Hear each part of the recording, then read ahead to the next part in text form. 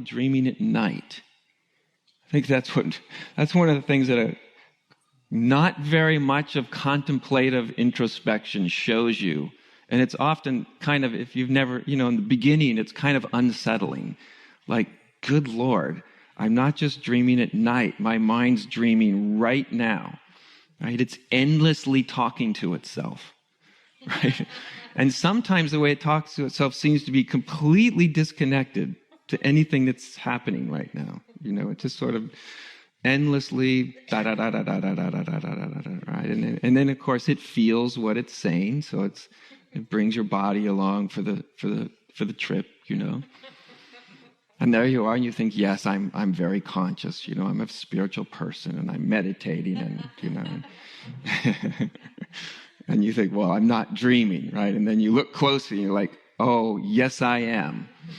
Right? I'm both not dreaming and I am dreaming.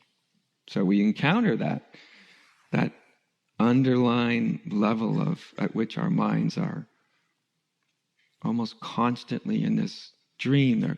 So much of our narrative it's just like your dream in the middle of the night. It's trying to work things out, things you felt, things you experienced, things you heard, and you don't know how it's doing it because it's just sort of often sounds like just unconnected, self-talk. And we do have an instinct towards greater consciousness. Maybe that's the simplest way to put it. An instinct towards greater consciousness. And that's much more than it sounds like. Like, that's interesting, greater consciousness. Like, okay, great. You find that in any spiritual magazine you open up, greater consciousness. And we imagine greater consciousness as sort of, primarily concerned with, okay, if I'm having a sip of water, am I actually conscious of what I'm doing? Okay, that's where it begins. And we find out, like usually when I have a drink of water, I'm basically unconscious of it. Just of the very surface, like something kind of comes up to my lips and I swallow something, but I'm kind of dimly aware of what I'm doing, I'm certainly not aware of how my hand actually does that, right? How I give it a command and it somehow magically follows the command I give it. Like, geez, all that seems to be beyond my consciousness, fortunately. But we can think like that's primarily what it's about, and that's that 5% above the conscious level, right? But there's another drive for consciousness which comes from the roots. I think of it as the spiritual impulse originates within sort of existence as such. It's down there in the deep domain. It's even below our sort of collective psychology, our collective psyche. It's down there in the ground of our being, this domain of being that generally is completely unrecognized, right? In Buddhist terms, that might be something akin to like the Dharmakaya, the very ground of being, the ground of all of our dreams, personal, collective, all the rest. The infinite abyss of being deep down inside. And there's this instinct for consciousness, towards greater consciousness. Something in us is trying to be conscious of itself. And our spiritual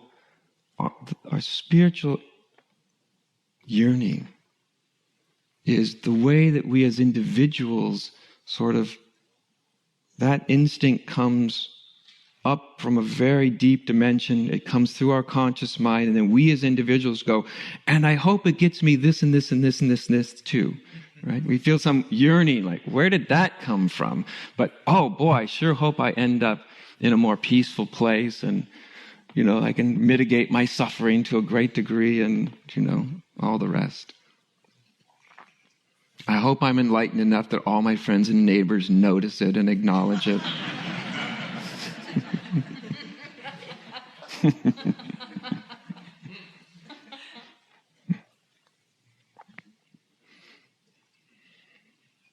And so we have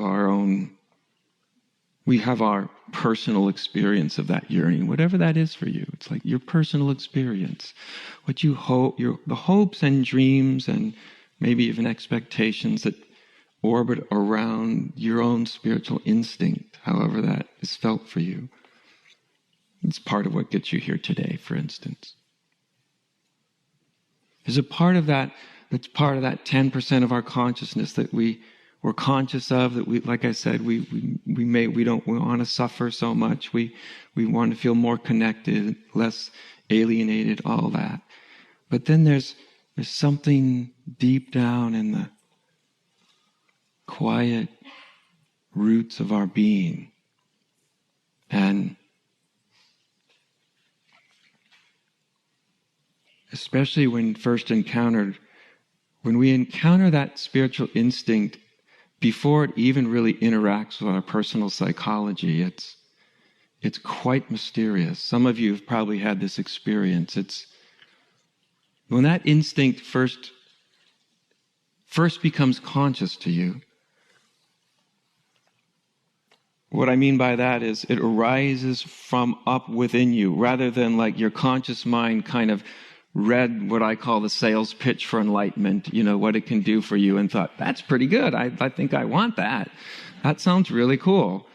But then there's another way, a much more fundamental way that instinct comes, and it arises, and the ego mind knows that it didn't create it. It receives it. It's the recipient of it. And it can be quite disquieting if it comes in a kind of sudden way. Like, what is that? What just reoriented my life? I don't understand why it came, what it wants, where it's going. And you may run away from it many, many, many times in your lifetime, but what is that has a kind of quiet insistence that doesn't seem to be listening to what we personally want to make out of it? Do you know what I'm talking about? Yeah. That's when you've had that kind of thing, then you kind of have some knowing of, the ego mind is kind of the recipient of something that it didn't create. It receives it, but it didn't manufacture it. Where did that come from? And what does it want? And that's the sort of, it comes from the origin of our being. Something is trying to become conscious within us.